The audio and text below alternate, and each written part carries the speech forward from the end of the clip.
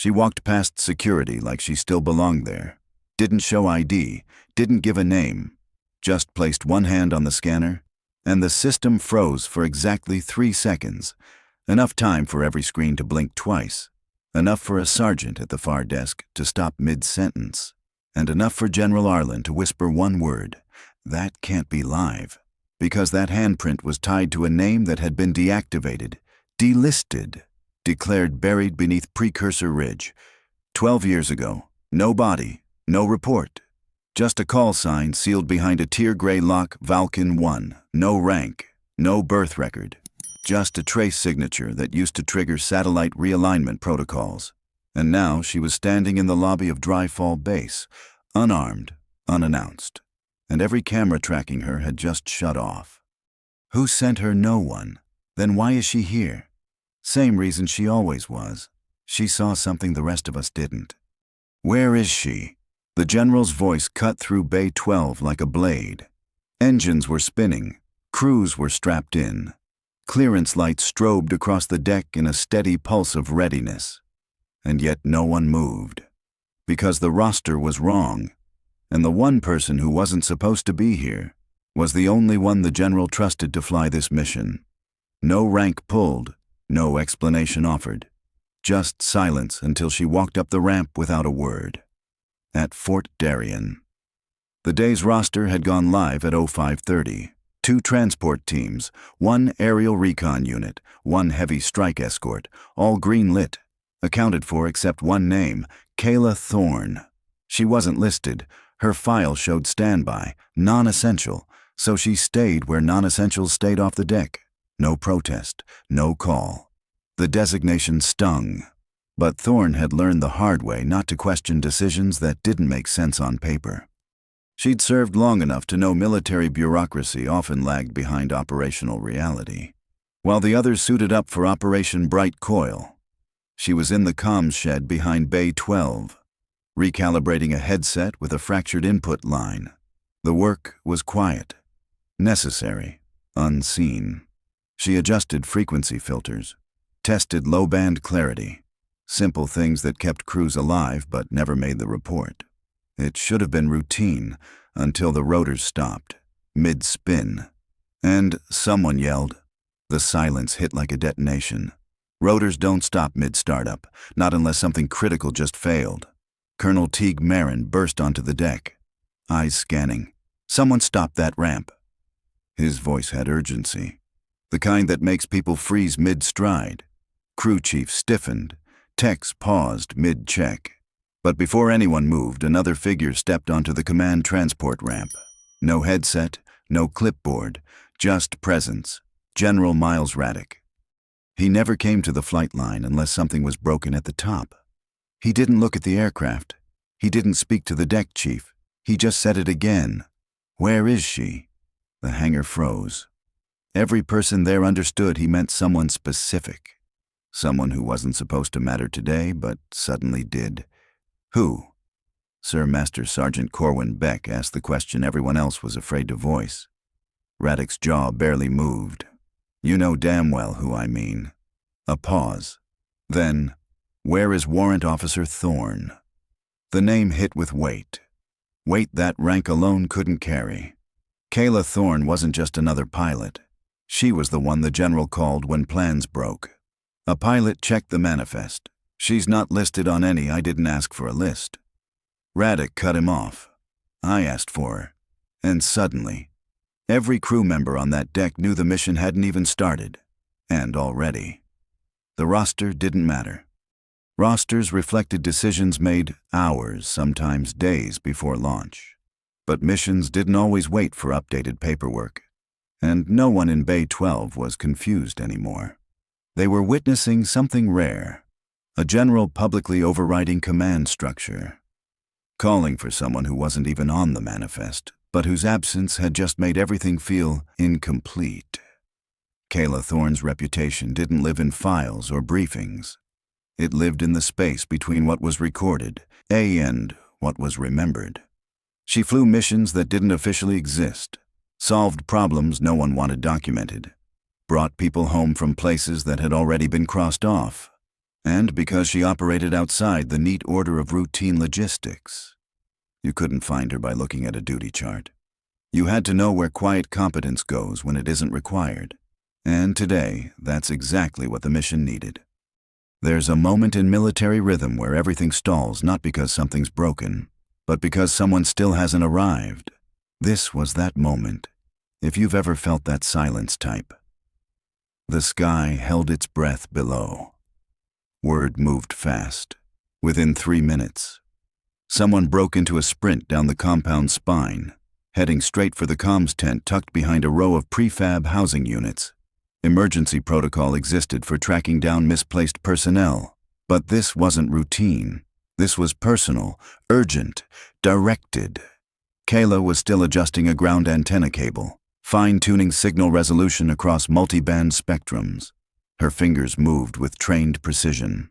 Every click and calibration ensured the fleet's calm integrity, but her focus snapped as a pair of boots skidded to a halt behind her. "Ma'am," the corporal said.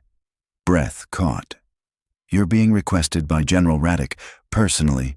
She didn't ask why. Didn't flinch. Didn't look at her status board. She looked at the sky, to an observer. It seemed like nothing.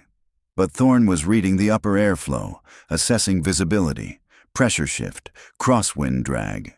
It was instinct. The kind built by flying through storms that left other pilots grounded. She nodded once. Understood. No salute, no checklist, just a shift. From standby to necessary. She didn't run, didn't rush. She walked across Fort Darien like she belonged to the silence. And somehow the silence moved with her. By the time she stepped into the edge of Bay 12, every eye was already on the ramp. No one said anything, but they parted without a signal, without a word. They moved because they understood this wasn't ceremony. It was anticipation. And whatever happened next was about to be different. The crew chief stepped aside. No one asked for her ID.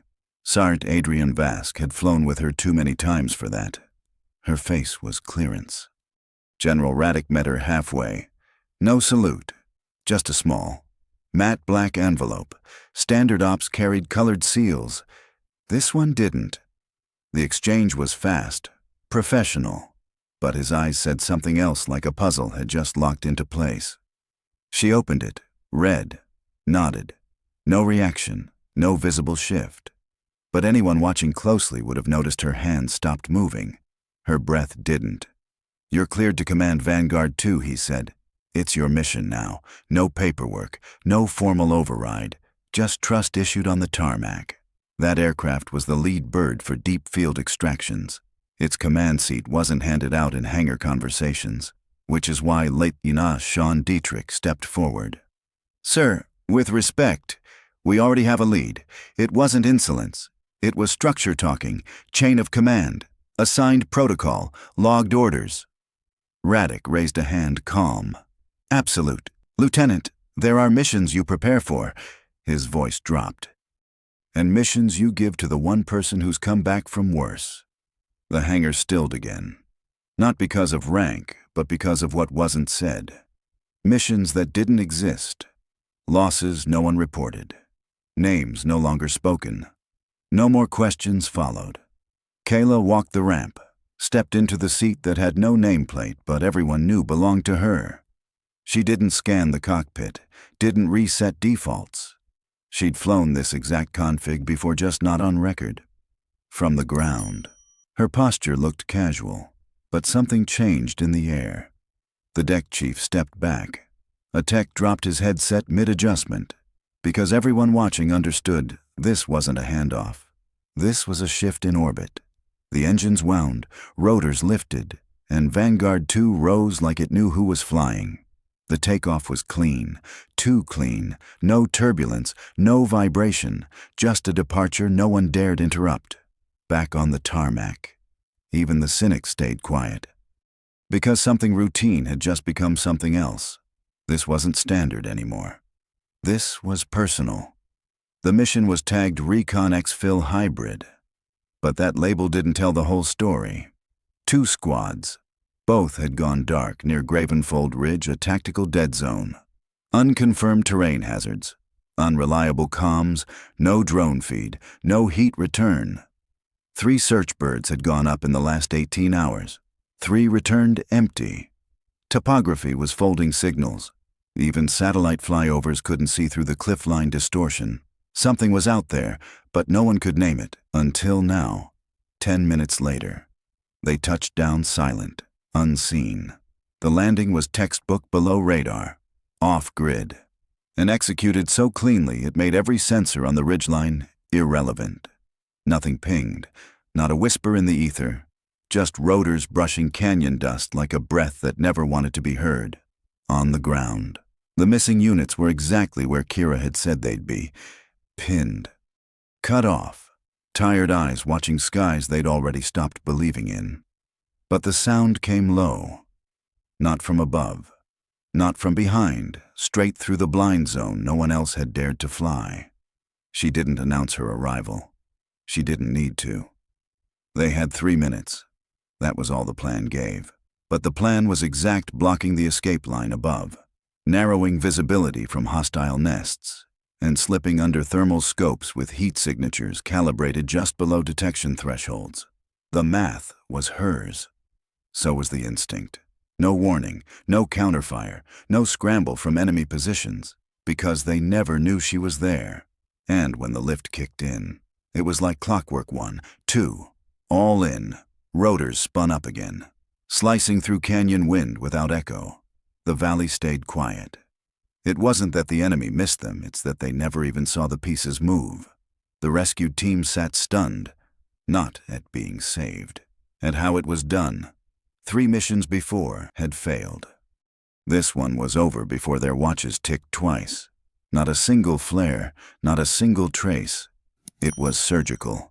15 minutes from touch to lift. Every soldier accounted for, every approach path wiped clean, back on board. Someone asked her how she knew the route would hold. She didn't answer. She just folded the tablet, leaned back in the co-pilot's seat, and looked out at the sky as if reading its quiet for what might come next, because that's what made her different. Others read orders. She read terrain. Others waited for green lights. She moved when no one else could. This wasn't just a recovery. It was a recalibration. A reminder that the most critical decisions often come from those with no rank on paper, but all the weight where it counts. By morning, the ops board had settled, nothing flashy. Just one new line in faded type, tucked between old rotations and mission flags. Call sign Valkcon 1 rank, status active, tier gray, access by need only, no unit attached, no assignment listed. But if you'd ever worked a black flight or seen coordinates shift mid-air, you'd know who that was for. Inside the pre-deploy locker, Kaela was tightening her gear straps. Quiet movements, no comms chatter. She had everything she needed and nothing that required permission. A junior tech paused at the doorway, saw the rig, the tag, the ink on her shoulder. He blinked. "You're Valkcon 1. She didn't answer, didn't have to, because the moment lasted long enough to confirm what training logs never did. He stepped back, gave her room. There are people you brief, and people you just let pass. Valkcon belonged to the second kind, across the base. General Arlen checked the day's docket. A familiar seal had returned unsigned, untraceable, and yet fully binding. No need to ask where it came from. Some call orders, others call recognition. Gray Light Team gets the clearance, he told the XO. Even after what happened at Precursor Ridge, the XO asked. Arlen looked out the window, especially after. He knew what it meant when a name showed back up after being scrubbed from rosters and retirement logs. When silence becomes signal, when a call sign returns not through request, but through necessity. That night, in a hangar lit by 2 motion sensors and the hum of turbines, someone etched a mark into a steel frame, Valkcon 1 scene. No signature, just 3 scratch marks below it, like talons from a bird that never missed its descent. They stayed there long after the aircraft changed. Maintenance crews left it untouched. Not because they were told to, but because some reminders don't get erased.